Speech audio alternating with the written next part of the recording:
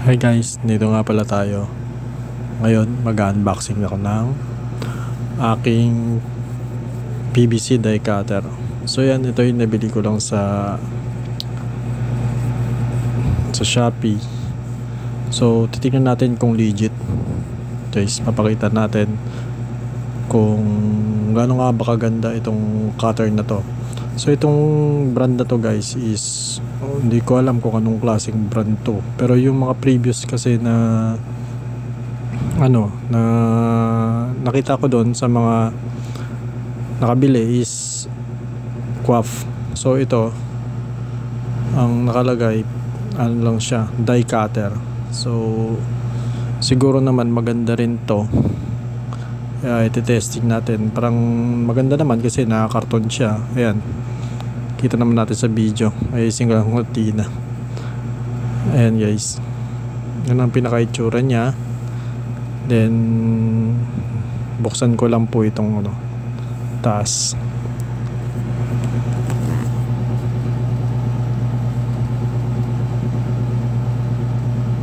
Maganda naman siya, naka-secure.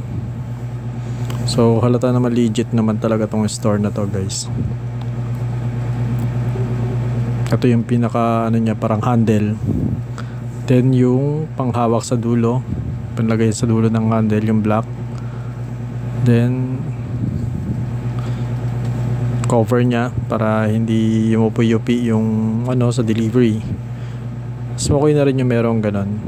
Tapos ito, yan, medyo may kabigatan nga lang siya guys. Ayan, napakaganda nitong paper, itong die cutter na to guys. Kasi lalo na sa mga gumagawa ng PVC, so PVC ID, so napakadali lang talaga siya guys. Kasi kaso nga lang, yung presyo niya mahal talaga.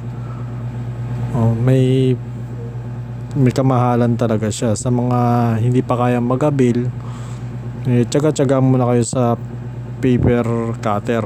Pwede naman yun, basta alam nyo lang yung size. Diskarte na lang guys. Bumili lang ako nito kasi sa tingin ko parang kailangan ko na siya. Kasi minsan kasi ang hirap mag-cut gamit yung paper cutter . So di katulad nito, ilalagay mo lang, kukurtihan mo lang, okay na. Basta saktong-sakto yung pagkakaano mo.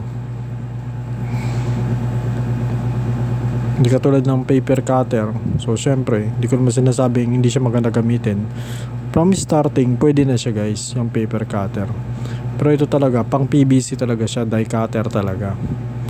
Ayan, sasample tayo ng isang papel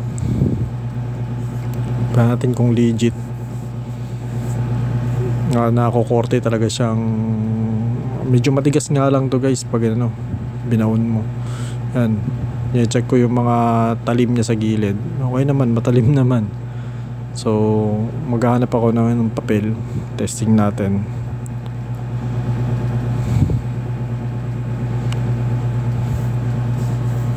Ayan, ito i-try natin tong isang papel na pinotocopy ko. So size nito is PVC. So kailangan dito guys, kapag nagpasok ka dito sa paper die cutter, sa die cutter, PVC die cutter, sorry, kailangan yung cut mo ng papel is kalahati ng bond paper patayo, pa portrait siya. So hindi papasok yung isang buong A4 size dyan sa cutter. Kailangan nahatiin mo talaga para pumasok yung papel. So maliit lang talaga siya. So syempre may masasayang na PVC, pero actually may masasayang talaga. Hindi na talaga pwedeng sagad-sagad na pinong-pino na walang masasayang. Meron at meron talagang masasayang. Pero hindi natin yun . Pero na lang kung bumili tayo na nakahulma na PVC card, yun, walang masasayang dun. Dito kasi sa tingin ko mas malaki yung tutubuhin natin dun sa per rim yung bibilhin natin kaysa dun sa nakahulma na. Kaya mas maganda meron ka talagang ganito. Yan, ito guys yung niya, cut niya. Yan, nag-cut ako. Tapos try ko pa tong isa, yung mukha ng ID, kasi national ID to na paper lang. Yan, try ko. Medyo makapal pa.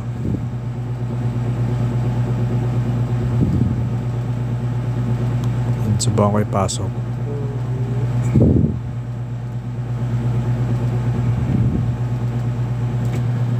Yan, papakita ko nga. Ayan.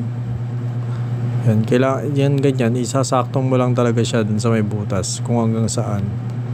Ang katulad yan. Tapos, yan, pag sakto na, dahil medyo may katigasan to pag PVC. Kaya papel lang, okay lang papel. Pero pag PVC na, matigas na yan guys. Yun, natanggal na. Ayan, pinakaano niya, output niya guys. Yan. Yun na nga po, naputol. Pasensya na po sa mga nag-aabang na nag-iisip ng ganitong business. Isusunod ko po paano natin gagawin yung PVC po. Kasi yung previous vlog ko dito, paano lang magtanggal ng balot sa PVC. Salamat po sa panonood. God bless po.